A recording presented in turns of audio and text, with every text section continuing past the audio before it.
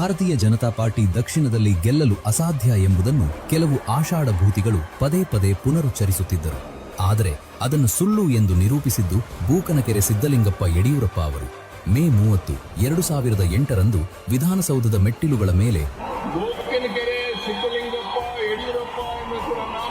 ಎಂದು ಯಡಿಯೂರಪ್ಪ ಅವರು ಪ್ರಮಾಣ ವಚನ ಸ್ವೀಕರಿಸಿದ ಕ್ಷಣದಿಂದ ಭಾರತೀಯ ಜನತಾ ಪಾರ್ಟಿ ದಕ್ಷಿಣ ಭಾರತದಲ್ಲಿಯೂ ಸಹ ತನ್ನ ಅಕೌಂಟ್ ತೆರೆಯಿತು.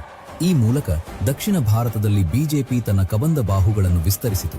ಮುಂದೆ ಬಿಜೆಪಿ 2019ರಲ್ಲಿಯೂ ಸಹ ಅಧಿಕಾರದ ಚುಕ್ಕಾಣಿ ಹಿಡಿಯಿತು. ಯಡಿಯೂರಪ್ಪನವರ ಅವಿಶ್ರಾಂತ ಪರಿಶ್ರಮದಿಂದಾಗಿ ಇಂದು ಕರ್ನಾಟಕದಲ್ಲಿ ಬಿಜೆಪಿಯ ಬೇರುಗಳು ಅತ್ಯಂತ ಸದೃಢವಾಗಿ ಬೇರು ಬಿಟ್ಟಿವೆ. ದಕ್ಷಿಣ ಭಾರತದಲ್ಲಿ ಬಿಜೆಪಿಯನ್ನು ಅಧಿಕಾರಕ್ಕೆ ತಂದ ಯಡಿಯೂರಪ್ಪನವರ ಸಾರ್ವಜನಿಕ ಜೀವನಕ್ಕೆ 50 ವರ್ಷ ತುಂಬಿದೆ. ಈ ಹಿನ್ನೆಲೆಯಲ್ಲಿ ಇದೇ ಮೇ 9ರಂದು ಚಿತ್ರದುರ್ಗದಲ್ಲಿ ಆಯೋಜಿಸಿರುವ ಬಿಎಸ್ವೈ ಅಭಿಮಾನೋತ್ಸವದಲ್ಲಿ ಭಾಗವಹಿಸೋಣ.